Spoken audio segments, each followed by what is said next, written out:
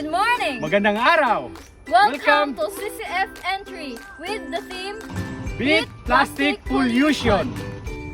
Meron pa tayong konting pag-uusapan paano natin i-reduce ang plastic waste pollution. Ako po si Marcela. Ako naman po si JR. Ako naman po si Ian. Dito po sa CCF, meron po kaming initiative na ginagawa how to reduce or minimize residual waste.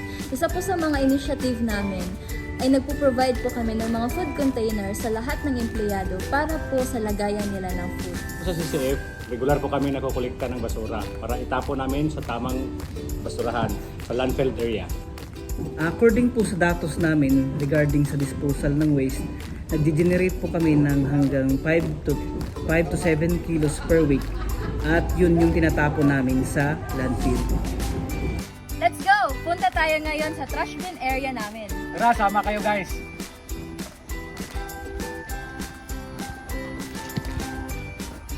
Dito po sa trash bin area namin, meron po kaming tatlong klase.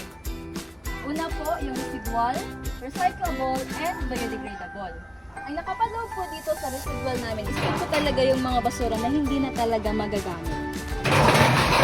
And ito po yung recyclable namin. Ang laman po dito is mga plastic bottles.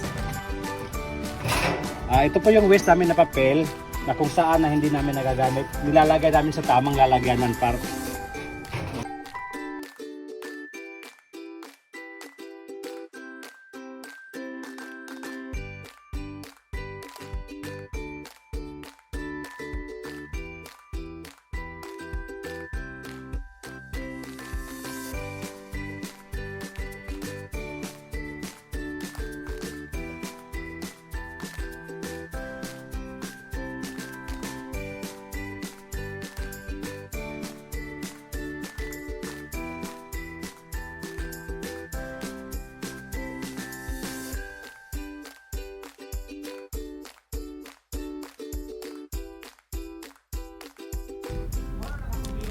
Dito po, nagpe-prepare yung mga kitchen staff ng plasticwares para lagyan ng pagkain ng mga empleyado namin.